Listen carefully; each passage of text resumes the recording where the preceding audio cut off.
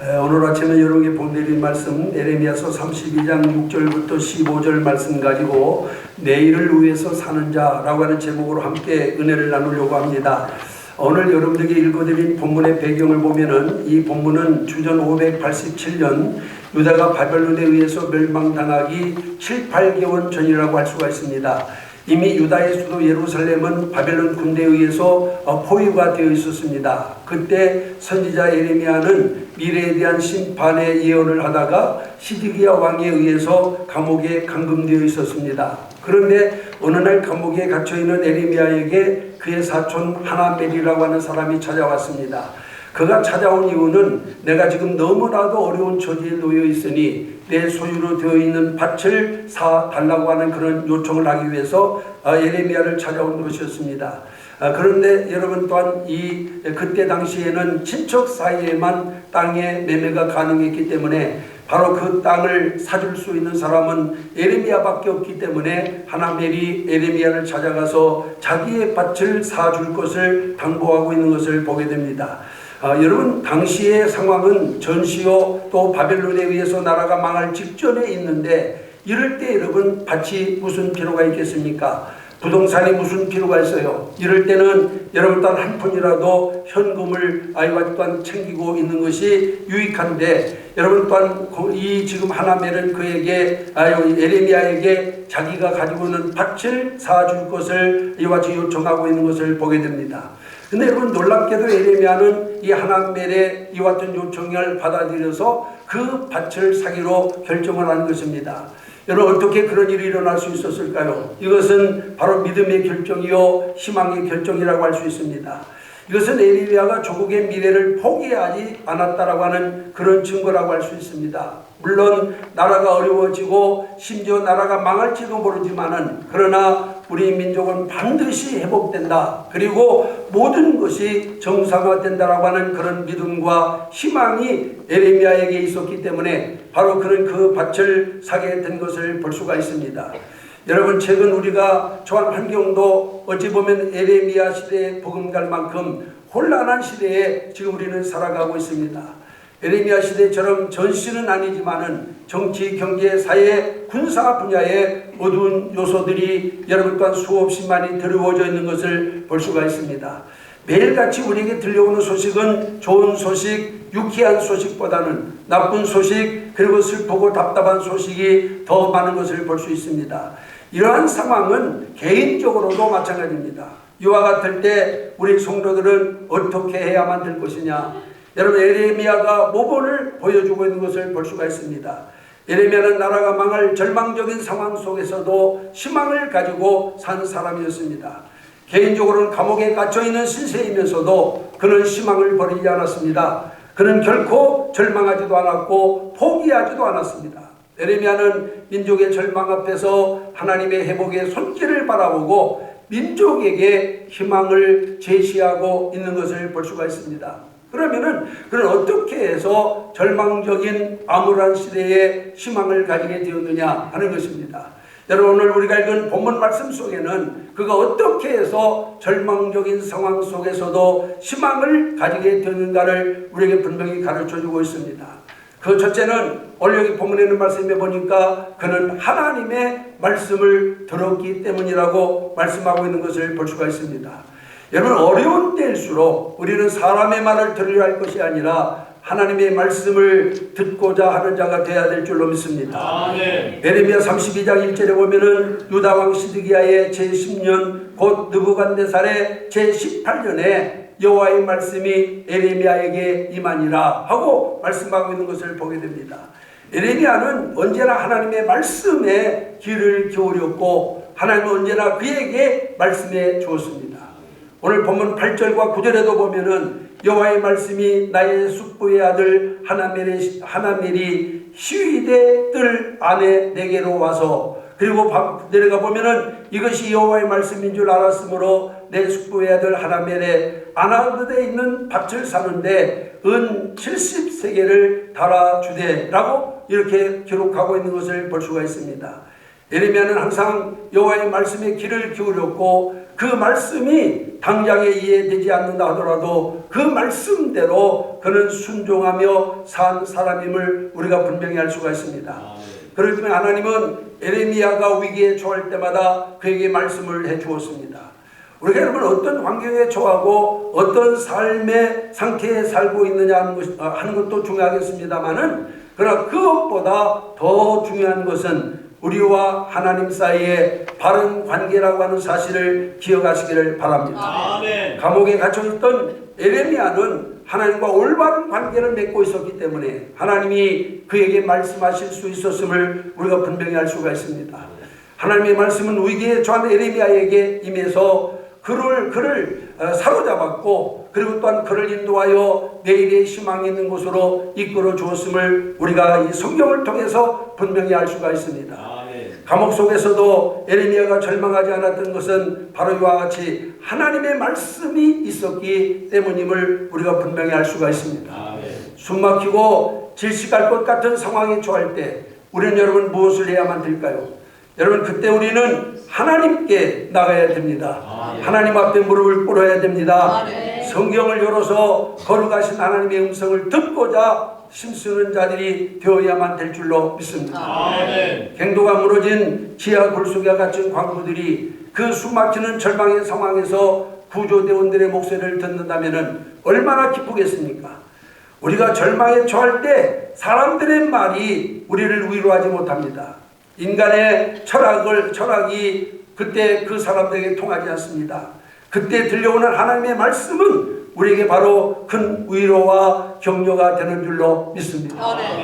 여러분, 성도들의 삶에 있어서 가장 큰 비극이 무엇이라고 생각하십니까? 성도들의 삶에 있어서 가장 큰 비극은 하나님의 말씀이 끊어지는 것입니다.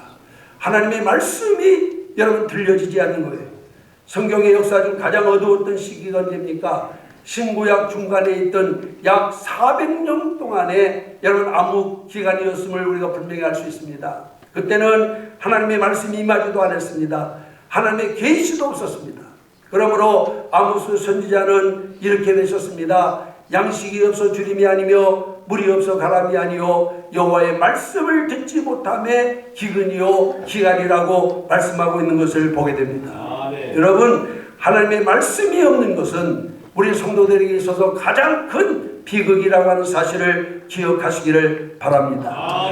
사랑하는 성도 여러분, 진정한 희망을 가지시기를 주님의 이름으로 축원합니다. 진정한 희망을 가지기 위해서는 먼저 우리가 어떻게 해야 되겠습니까? 에레미야처럼 하나님의 음성을 들어야만 될 줄로 믿습니다. 사람들의 잡다한 소리, 계속 우리를 좌절하게 하고 실망하게 하는 소리들 속에서 신령한 길을 열고 살아계신 하나님의 음성을 우리는 들을 줄 알아야 될 줄로 믿습니다. 주님은 어떻게 말씀하십니까? 이 암울한 시대를 살아가는 우리에게 무엇을 말씀하십니까? 여러분, 그 하나님의 말씀을 들을 수 있는 길을 주께서 열어주시기를 주님의 이름으로 축원합니다. 그리고 그 말씀을 통해서 믿음의 행동을 하는 저와 여러분들이 되기를 소원합니다. 세계적으로 존경받는 고아의 아버지 조지 뮬러가 있습니다. 이 조지 뮬러는 일생에 5만 번 하나님께 기도해서 5만 번 응답을 받은 이와 같은 사람으로 유명합니다. 그가 여러분 하나님께 응답을 받는 데는 그냥 여러분 또한 또한 기도할 때마다 응답받는 것이 아닙니다. 그러나 여러분, 무슨 문제가 생기면 하나님께 기도하기 전에 먼저 하는 일이 있었어요. 그가 먼저 하는 일이 무엇이냐? 자신이 올릴 기도의 내용이 성경 어디에 약속되어 있는가를 찾는 것이었습니다. 그래서 여러분, 그 자기가 올릴 기도의 내용이 성경 어디에 있는가를 찾기 위해서 그는 여러분 기도하는 시간보다도 때로는 더 많은 시간을 투자해서 여러분 성경에 약속된 말씀을 찾아가지고 그 말씀을 붙들고 하나님께 기도함으로 말미암아 그는 5만 번 기도해서 5만 번 응답받는 놀라운 기도의 사람이 된 것을 믿으시기를 바랍니다. 여러분, 우리가 이와 같이 우리에게 주시는 하나님의 말씀은 여러분 또한 그 1.1핵도 변함이 없음을 우리가 분명히 기억해야 될 것이고, 우리에게 약속된 하나님의 말씀은 반드시 이루어진다라고 하는 사실을 기억하시기를 바랍니다. 그렇기 때문에 우리 성도는 날마다 우리의 삶 속에서 나에게 말씀하시는 하나님의 음성을 들어야 될 줄로 믿습니다. 여러분, 설교를 듣는 것도 마찬가지예요. 제가 30분 동안 여러분에게 설교하는 동안 여러분 제 말만 듣고 돌아가면은 아무런 유익이 없습니다. 30분 설교하는 동안에 단 한마디라도 나에게 주시는 주님의 음성을 들어야 내 삶의 변화가 일어나고 하나님의 축복이 나타나게 될 줄로 믿습니다. 우리는 하나님의 음성을 들으려고 해야지 사람의 소리를 들으려고 해서 안 됩니다. 여러분, 사람의 소리는 결코 우리에게 유익되지 못합니다. 하나님의 음성을 들어야 내가 변하고, 하나님의 음성을 들어야 내가 복을 받고, 하나님의 음성을 들어야 내게 하나님의 능력이 임하게 되는 줄 믿습니다. 여러분, 에레미야는 그가 감옥에 있음에도 불구하고 하나님의 음성을 듣기 위해서 길을 열어놓고 산 사람이었습니다. 이제 우리 모든 성도들도 일상적인 삶 속에 하나님의 음성을 듣고자 하는 간절한 마음에 신령한 길을 열고 사는 여러분들이 되시기를 주님의 이름으로 축원합니다. 그 다음에 두 번째로는 에레미야는 사람들에게 희망을 주기 위해서 여러분들은 그는 또한 산 사람이었습니다. 시대가 어두워지면 절망의 때가 되면은 사람들은 그저 자기밖에 모릅니다. 남이야 어떻게 되든 나만 잘 살면 되지. 또한 사회가 어떻게 되든 나만 잘 되면 되지. 나라야 어떻게 되든 나만 잘 살면 되지. 이런 생각을 가지고 살아갑니다. 그러나 이러한 사람들은 하나만 알았지 둘을 모르는 사람입니다. 공동체의 무너짐이 개인의 몰락이라고 하는 사실을 그들은 모르고 있는 것입니다. 여러분, 공동체를 살려야 내가 살고 나라를 살려야 내가 사는 것입니다. 민족이 살아야 내가 살 수 있는 것입니다. 예레미야는 자신을 희생하여 민족을 살리고자 했습니다. 예레미야가 밭을 산 것, 그것은 개인적으로는 엄청난 희생이었어요. 한번 생각해 보세요. 지금 예루살렘은 포위되고 유다는 이미 망해버렸고, 그리고 자신은 지금 감옥에 갇혀 있는데, 여러분, 그런 사람이 땅을 사서 무슨 여러분 영화를 보겠단 말입니까? 여러분, 여러분 하나멜의 땅을 산 것은 예레미야 개인으로 있어서는 자기 희생이라고 할 수밖에 없는 것입니다. 그런데 무엇 때문에 예레미야가 이렇게 자기를 희생하면서 그 밭을 샀습니까? 그것은 자기 민족들에게 여러분 희망을 주기 위해서 여러분 자기를 희생하는 것임을 믿으시기를 바랍니다. 여러분, 그것을 우리가 어떻게 알 수 있습니까? 예레미야가 밭을 사기 위해서 계약을 체결할 때 매매 증서를 한 장이 아닌 두 장을 쓴 것을 여기 볼 수 있어요. 하나는 인봉에서 토기 속에 집어넣었습니다.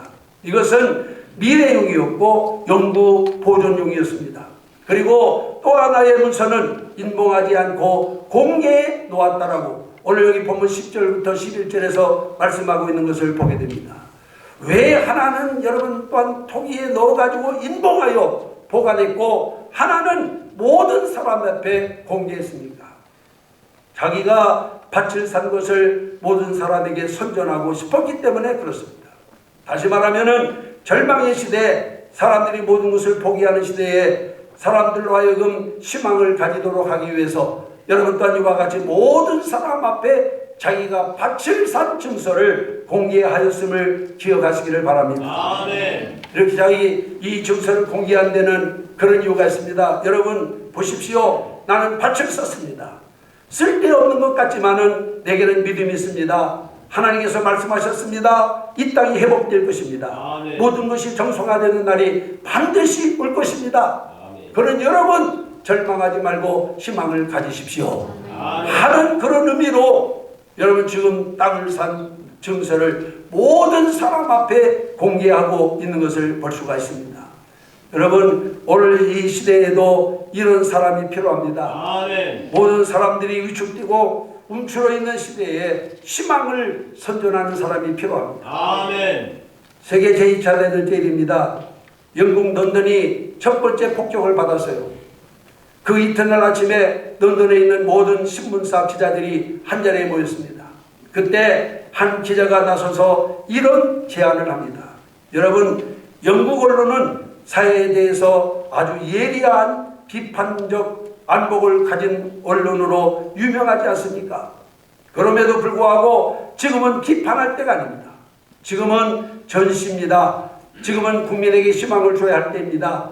비판은 나중에 하기로 하고 이제 우리 얼마 동안은 희망만 선전합시다. 희망의 기사를 씁시다.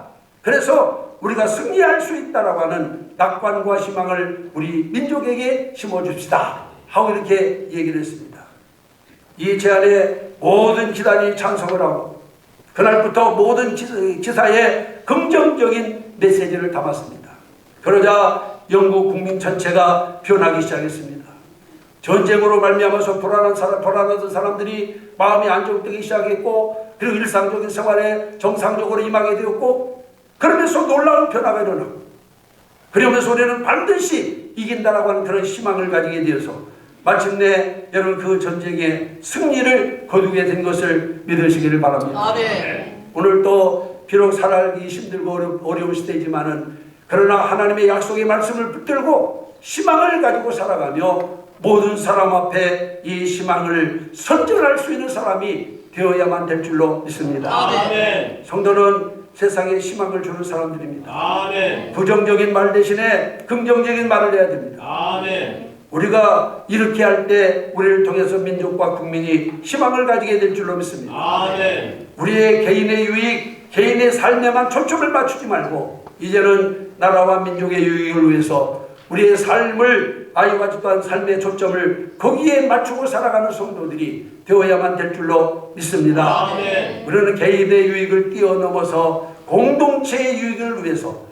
자기를 희생할 줄 아는 사람이 되어야만 될 줄로 믿습니다. 아멘. 나만 잘 되면, 나만 축복받으면, 나만 은혜 받으면 하는 이런 자세를 버리고 우리 교회가 하나님의 복을 받게 하시고 아멘. 우리 교회 모든 성도들이 하나님의 은혜를 받게 하옵소서 하는 그런 마음을 가지고 우리가 주님을 섬기는 자가 되어야 될 줄 믿습니다. 아멘. 예레미야는 비록 자기 처지가 또 아니면 나라 처지가 여러분 말할 수 없는 절망적인 상황이었음에도 불구하고 그는 여러분 또한 하나님의 밭을 사서 온 국민들에게 희망을 주었습니다.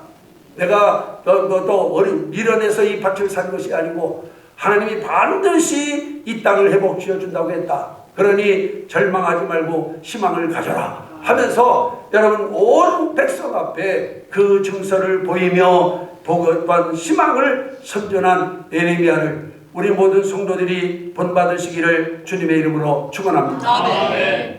그 다음에 세 번째로는 미래를 확신했기 때문이었습니다.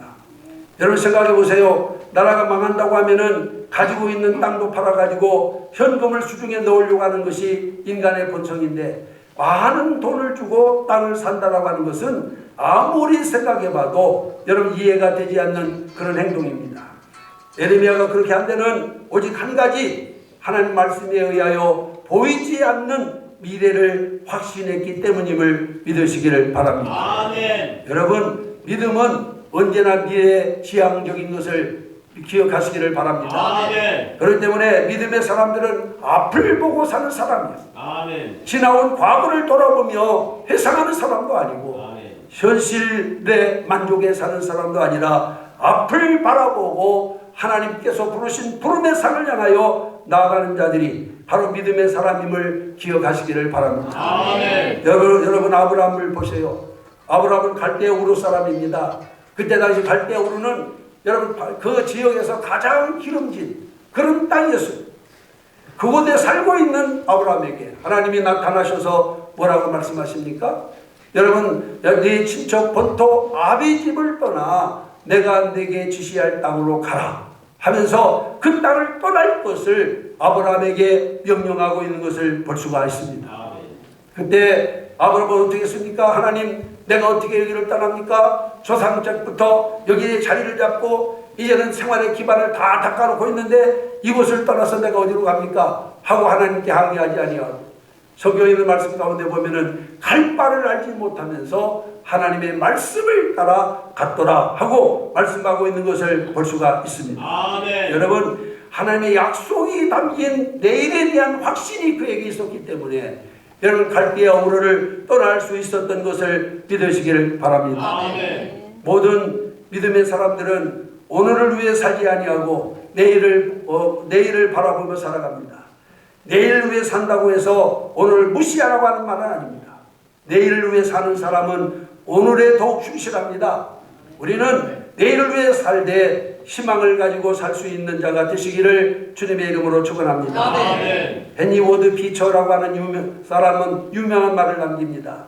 내일은 두 개의 핸들을 가지고 있다. 하나는 불안의 손잡이고 또 하나는 믿음의 손잡이다 라고 이렇게 말씀하고 있어요. 여러분은 내일이라는 시간 앞에 어떤 손잡이를 잡기를 원합니까?